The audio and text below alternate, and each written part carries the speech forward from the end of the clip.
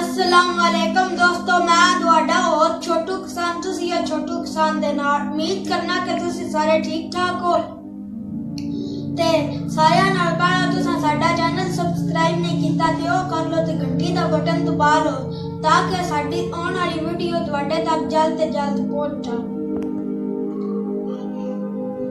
चाचू और साइंसदान की याद है इंसान जमीन की मखलूक नहीं देखदा जो होरिया बस वाई ने ते की। अच्छा बेटा जी, सब तो पहला अस्सलाम वालेकुम मेरे सारे देखने वाले वीरां भैणां भरावां ते मेरे भतीजे छोटू किसान अज मेरे नाल सवाल ये कीता है कि एक साइंसदान के बारे में असा सुनिया पढ़िया कि वो साइंसदान ये आखदा है कि इंसान जिहड़ा इस जमीन की मखलूक नहीं, ये किसी होर पासों है। अज असी ना छोटी जी वीडियो विच ना बेटा जी ओहदे बारे में ना कोई गलबात करांगे कि इंसान जिहड़ा बाकी इस जमीन की मखलूक है कि किधरे होर पासों है। बेटा जी साइंसदान जिहड़े ने ना ये शुरू तो इन्हां दा नज़रिए होर होंदे ने। कुछ साइंसदान होया डार्विन, वो ये आखदा कि इंसान जिहड़ा है ना ये बांदर तो बने ते ये पहला जमीन ते कोई किसी किस्म की मखलूक नहीं ते वो एक खुलिया छोटा जिहा जिहड़ा पानी विच पैदा होया है। उस तो बाद बधदे फिर छोटे छोटे जानदार बने ने, उस तो बाद बड़े जानदार बने ने, फिर बिन मानस बने, बिन मानस तो इंसान बने। ते असी मुसलमान दे नजरिए नाल वेखने सानू पता है कि हजरत आदम अलैहिस्सलाम दुनिया ते सब तो पहले इंसान ने ते अल्लाह ताला उन्होंने कल ऐसा वीडियो बनाई है कि हजरत आदम अलैहिस्सलाम के बारे में कि हजरत आदम अलैहिस्सलाम की अल्लाह ताला तख्लीक किस तरह की ते साडा ईमान है कि अल्लाह ताला इंसान नूं हजरत आदम अलैहिस्सलाम दे विचों पैदा कीता है। बाकी रह गई गल है कि वो जिहड़ा साइंसदान है वो अमरीका का एक साइंसदान है, ओहदा नाम है डॉक्टर सिल्वर। वो जिहड़ा डॉक्टर सिल्वर जिहड़ा वो अपनी एक बड़ी ओहदी मशहूर किताब है जिहदा उर्दू विच जिहदा तर्जमा किया गया है कि इंसान इस जमीन की मखलूक नहीं, ये किधरे होरी पासों है। बेटा जी वो अपनी इस किताब विच इहदे कुछ इस तरह के शवाहद दिंदा है, इंज दीयां गल्लां दसदा है कि जिहड़ियां कोई साइंसदान अजे तक जुटला नहीं सके। मिसाल के तौर पर वो ये आखदा है कि इंसान जिहड़ा ये कमर विच कंध विच जिहड़ी दर्द होती है ये किहड़ी वजह वास्ते होती है, क्योंकि इस जमीन ते जिहड़ी दूजी जितनी मखलूक है जितने जानदार ने उन्हां दे विच कमर दर्द की कोई मसला नहीं होता। वो मसला ये कि जमीन जिहड़ी है ना ते बेटा जी हर चीज़ नूं अपने हल छिकदी ते इंसान नूं अल्लाह ताला बिल्कुल सीधा पैदा कीती है ते ओहदे नजरिए के मुताबिक अगर देखा जाए तो जमीन ते खिंचाव की वजह वास्ते जिन्हें असी कश सिकल आखते हैं या ग्रेविटी आखते हैं, उस ग्रेविटी की वजह वास्ते इंसान कमर दर्द की शिकायत होती है, क्योंकि ओहदे मुताबिक जिहड़ी जगह ते इंसान को तकलीफ किया गया है ना उस जगह की ग्रेविटी जिहड़ी है वो बहुत घट है ते इस वजह वास्ते इंसान उत्थे बिल्कुल ठीक है ते इत्थे कमर दर्द की शिकायत होती है। दूसरे नंबर ते वो ये आखदा है कि इंसान जिहड़ा वो मौसमां दा मुकाबला नहीं कर सकता।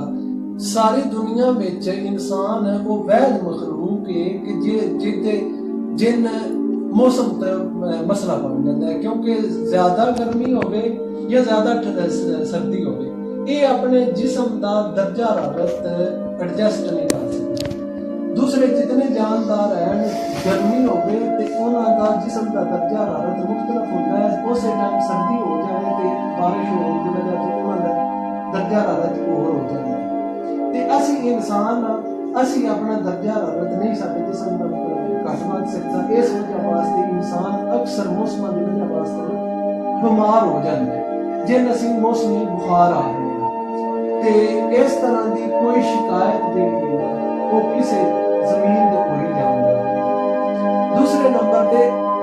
एक और वो मिसाल देता है कि इंसान तो अलावा जितने जानदार हैं उन्होंने अल्लाह ताला रात ਨੂੰ ਵੇਖਣੇ ਦੀ ਖੂਬੀ ਦਿੱਤੀ ਹੈ ਤੇ ਕੋਈ ਕਈ ਇੰਝ ਦੀਆਂ ਚੀਜ਼ਾਂ ਨੇ ਜਿਹੜੀਆਂ ਉਹ ਵੇਖ ਸਕਦੇ ਨੇ ਸਿਰਫ ਇਨਸਾਨ ਨਹੀਂ ਉਹ ਵੇਖ ਸਕਦਾ।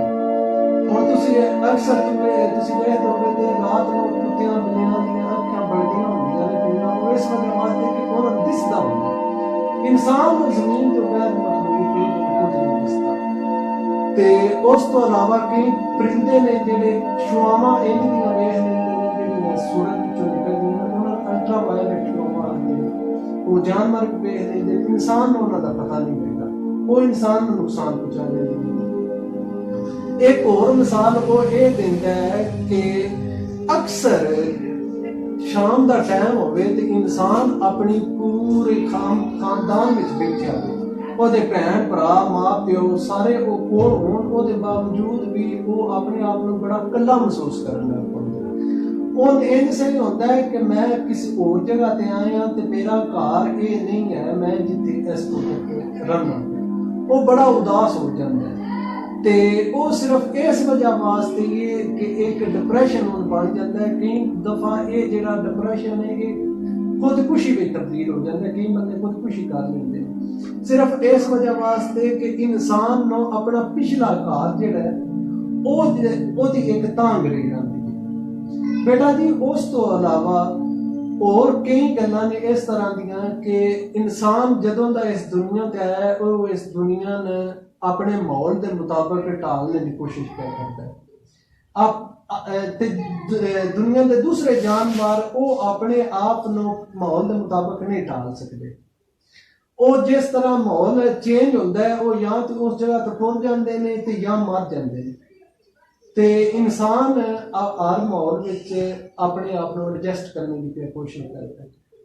बेटा जी वो जी जगह ते इंसान पहला होंदा सी ना ये साइंसदान के मुताबिक वो जगह अल्लाह ताला ने बड़ी बेहतरीन बनाई गई। उत्थे ना कोई खुराक का मसला आई ना रिहाइश का मसला आई ते ना ही कोई मतलब जिहड़ी जगह ते रहिंदा सौंदा है। ते हुण इत्थे जदों दा इंसान आया है जमीन उत्ते वो अपनी खुराक वास्ते भी हुण बड़ियां कोशिशां करनियां पौंदियां ने ते हुण अपनी रिहाइश वास्ते भी ते अपना नरमो नाजुक बिस्तर वास्ते भी हुण बड़ियां कोशिशां करनियां पौंदियां। ते इस जमीन के जितने दूसरे जानदार हैं ना उन्होंने खुराक का कोई मसला नहीं।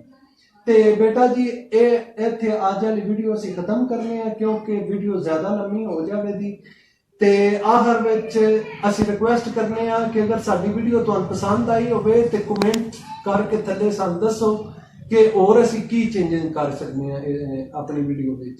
ते असीं कोशिश कर रहे हैं कि असीं अपनी वीडियो इंप्रूव करिए। ठीक है बेटा जी हुण कल असीं फिर हाज़र होवांगे एक वीडियो दे नाल।